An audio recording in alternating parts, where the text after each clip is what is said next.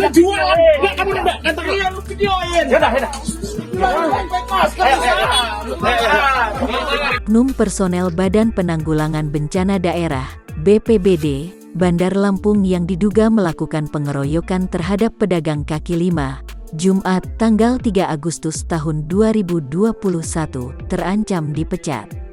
Hal itu dikatakan Wali Kota Bandar Lampung Eva Dwiana, Senin, tanggal 6 September tahun 2021.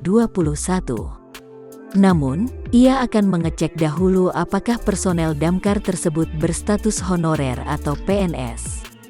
Menurutnya, saat ini Inspektorat Bandar Lampung masih mendalami perkara tersebut.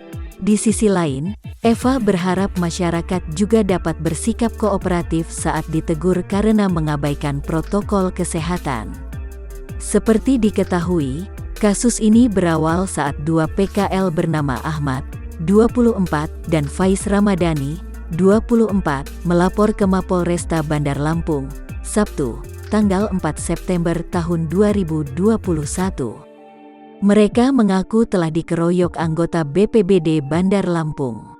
Keduanya tak terima saat ditegur petugas karena tidak memakai masker.